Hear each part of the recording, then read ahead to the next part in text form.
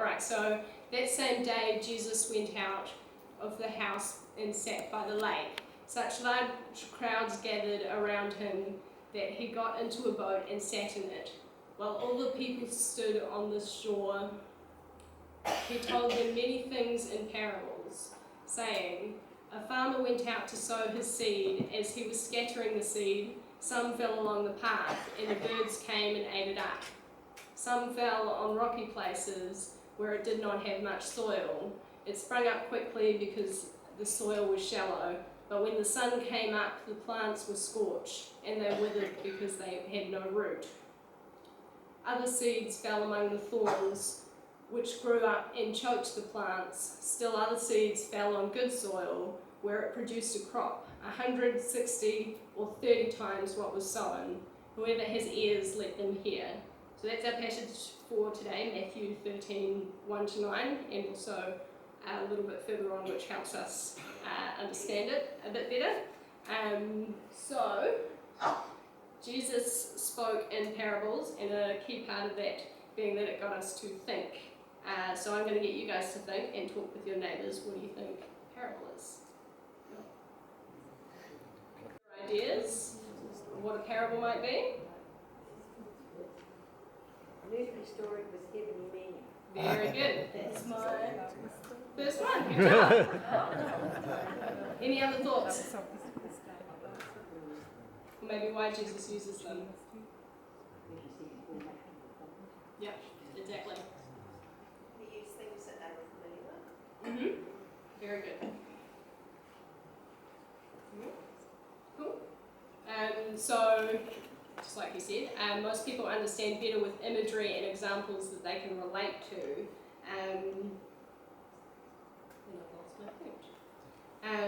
So in the beginning of John's Gospel, it speaks of the Word that became flesh. And that is a very poetic way of saying that Jesus is the living example of the message that God was trying to give, and still is. He brought life to the Word. And so on a much, much smaller scale, a parable brings life to a message through imagery. So, a little bit of background on this, just a couple of points. So this was the start of Jesus starting to speak in parables. He hadn't done it much before then, but all of a sudden it happened, and a lot of them seem to be around about a similar time. And it was also at a point where, sorry my writing's a bit small, where Jesus' popularity was shifting quite a bit, so the crowds were gathering a lot and all the public seemed to be fairly fond of him, but the officials and the Pharisees were getting less and less fond of him by the day. So there were changes happening in Jesus' life and his ministry and the way that he showed that. And the other point right at the start of this reading is that he was sitting in a boat just off the shore, and that's something I would imagine to be that he could step out from the crowds, like I'm standing up here so that you guys can see me better and hear me better, and the acoustics would have hopefully travelled over the water a bit better. So in this message, there are 4 types of soil. What are they? I've got picture hints. Does anyone want to shout them out? Rocks. Rocks, good job. Thorns. Weeds and thorns, yep. Hard. Sorry? A hard soil. A hard soil, yep, the path. And one more. One we should remember. Good soil. Good soil, thank you. Okay, so we have the path, which had no soil or very, very hard soil, and so the seed didn't really have anywhere to go, and it got eaten up by the crows. We had the rocky ground, which had a little bit of soil on top, but rocks underneath, and they sprung up quickly, but withered just as quickly when the sun came out. And then the ones that fell amongst the weeds and the thorns, they grew, but the weeds also grew and choked them out. And the good soil grows and produces crops of 160 or 30 times what was sown. And a more common produce at about that time was more like 10 times. So 30 times is still pretty good, even though it's a smaller number there. So, note that I'd like to make at this point is that it was the disciples who came to Jesus afterwards and asked for further clarity on what was happening, what he meant by this, and so most of the crowds would have dispersed by now, and a lot of them, that's all they got. But luckily, Jesus gave the disciples and the rest of us a bit more explanation, so we can dive into that.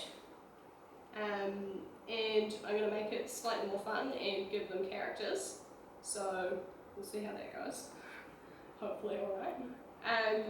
So verse 19, for the seed on the path, anyone who hears the message about the kingdom and does not understand it, the evil one comes and snatches away what was sown in their heart. This is the seed along the path. So, this is, in my imagination, a stroppy teenager. So not all of your teenagers are stroppy and horrible, but you look at your movie, but you look at your movie examples in your sitcoms and those horrible ones that are like, this is the classic character, this is what you're given, you don't get anything other than that. So the stroppy teenager, which I'm sure we're all familiar with, they know best, and they don't need your help, and so they're not going to listen to you. Okay, and maybe they don't understand it, but they're never ever going to admit that. They hear what you're saying, but like the path, they are hardened and not open to truly hearing what you're saying. But ultimately, there are kids, and we tell them anyway, even if our words are lost, because we love them and we want the best for them. So, the seed on the rocky ground. Says, the seed falling on rocky ground refers to someone who hears the word and at once receives it with joy. But since they have no root, they last only a short time. When trouble or persecution comes because of the word, they fall away quickly. So this example is younger Hannah. So I am the youngest of 4 kids. My oldest brother is 8 years older than me, and the next one down is 6 years older than me. And does everyone know the game Risk? Yes. So I don't like this game, but I thought I would when I was quite young, because my brothers played it a lot and they really enjoyed it, and so I nagged them all the time, can I play, can I play, can I play? And this is the game where you've got like the map of the world and you're setting up your armies and you have to conquer everyone else's countries and whatever. So it's a bit chaotic, and I probably would have been, I don't know, 5 or 6 at the time, so I was quite young to be playing such a strategic game. But I really, really wanted to play it, and finally I think my mum must have told them that they had to let me play. So I did, and it was the most exciting thing, and I was going to have so much fun, and it was the best thing ever, and I was going to throw everyone out of the park and just do the most wonderful game and win, and then it was hard, and it took ages, and they didn't really like me playing because I wasn't playing properly, so they got annoyed at me and I got annoyed at them, and it was all just a bit of a mess, and I don't remember what happened after that, but I'm pretty sure I left a little bit upset. So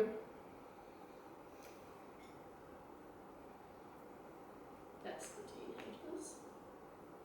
So, like the seed on the rocky ground, these people rise quickly to the occasion, but as soon as it gets hard, the excitement and enthusiasm dies off.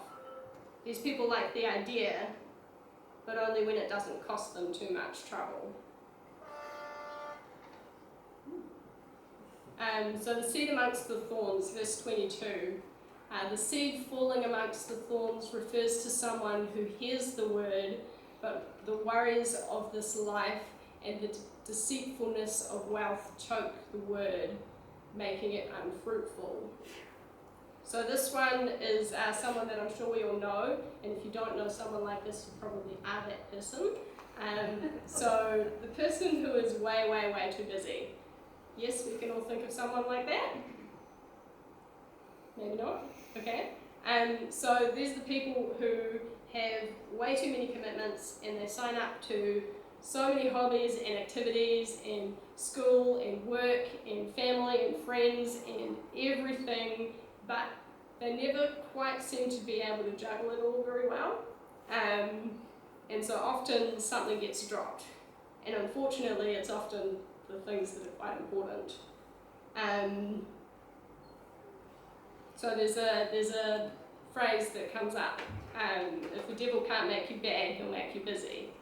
And I think it's pretty accurate, because if you're too busy to be doing the things that you're supposed to be doing, then you're in trouble. But the thing is that busy isn't necessarily a bad thing. It's when you prioritise the wrong things, or for better wording, when you don't prioritise the right things, that's when you get in trouble. So it's easy to get carried away by things that don't matter in the end. This is the seed amongst the thorns. They lose focus and get distracted by the material things. And I'm going to take this one a little bit further, because, surprise, surprise, it's not always the things that are obviously bad that can distract us from God. So this is an example that I was given probably about 2 years ago. A couple of guys came in and spoke to the leaders at our youth group before youth group, and it hit me quite hard, because it was exactly what I was doing. So bear with me, because it's a bit of a side tangent, but it'll make sense in the end. So you have the picture of a tree, and you've got, as it says, the fruit, the leaves, the branches, the trunk, and the roots, and there's also the soil, which the roots go on. You can't really have a tree without soil, unless you're doing those complicated gardening things. So, here we go. So the soil, this is God, and His Word, and His wisdom, and His grace, and everything that comes with God. And so obviously the roots draw into the soil, and they draw nutrients, and that nutrients goes up everything else and provides for the rest of the tree so that it can survive and thrive. Then we have the trunk that connects everything else and carries that nutrients up to the branches and the fruit and the leaves. And the branches, this example is specifically for people in ministry, but your ministry can be whatever you're called to be. So it can be meeting up with a friend for coffee who just really needs a listening ear, or it can be packing your bags and heading to a strange country and doing all sorts of things, or anything in between. So don't be too concerned about when I say ministry, because by ministry I mean everything that is serving God in one way or another. So the branches bear the leaves and the fruit. The leaves are all the little things that make up who you are. This is usually what everyone sees first, all those little details. And the fruit are the result of your ministry. These are the people that we affect and the seeds that we sow. So it's that parable of the sower. So the issue with this is that many people get it backwards and the tree is upside down. They tend to focus on the fruit, thinking that that's the most important thing, and so they put all their attention and their efforts into the fruit and the branches that produce them. So, quick question, does anyone know what happens, or what's happening behind the scenes, if you see a tree that all of a sudden produces a lot more fruit or flowers than it usually does? Any ideas? Thinks it's going to die. Very good. Yep. So basically what they're doing is they're using up all of their energy right now, because there's no point in keeping it in the long run because it thinks it's going to die. And so, not saying that if you're working very hard on whatever your ministry is, that you're going to die. Not saying that. But what I am saying is that you're not in it for the long haul. Whether you realise it or not, if you put all of your energy into the fruit, then everything else gets neglected, and you're going to have one really, really good crop of fruit and no more crops. And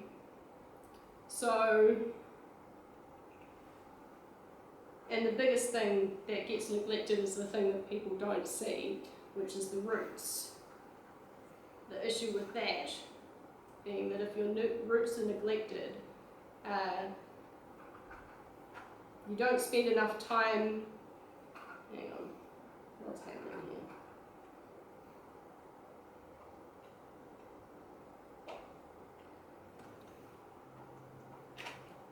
These people don't spend enough time with God because they're too busy serving Him.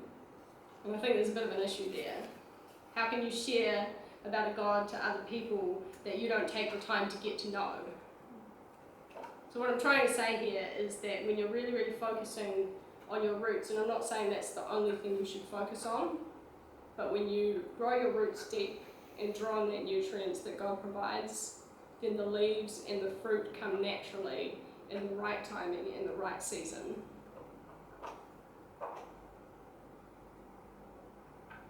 So like the seed amongst the thorns, but only sometimes the weeds don't look so much like weeds.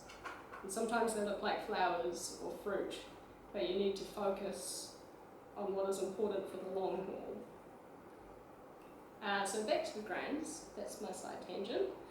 Verse 9, this parable finishes up with, whoever has ears, let them hear. And then Jesus goes on to speak to the disciples afterwards about the prophecy of Isaiah, which is basically extending that you have ears but you do not hear, you have eyes but you do not see. And it's talking about the people not really taking in what Jesus is saying. So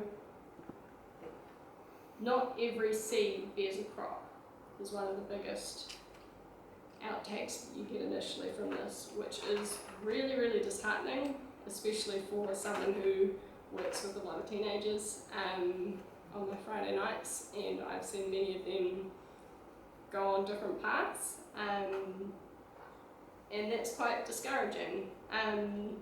But this parable really reminds us that God reminds us that those that do grow will have seeds of their own, and it will be so much more bountiful than those that were lost. So rounding it up, just take a moment to think about which soil you are.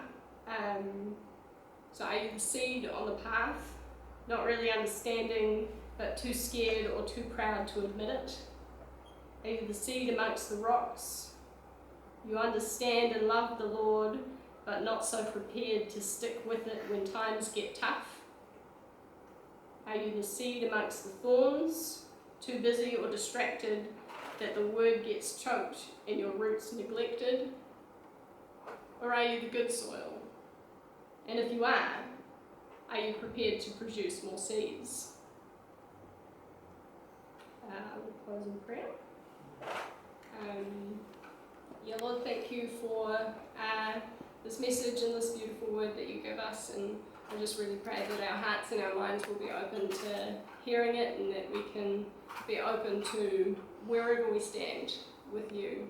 If we don't understand your word, Lord, that we will speak up and ask other people, and that we can be encouraged to stick with you and with our faith for the long haul, and that we can not be distracted by the things of this world and really focus on what really, really matters. You God, help us to follow your path and to walk in the right direction. Amen.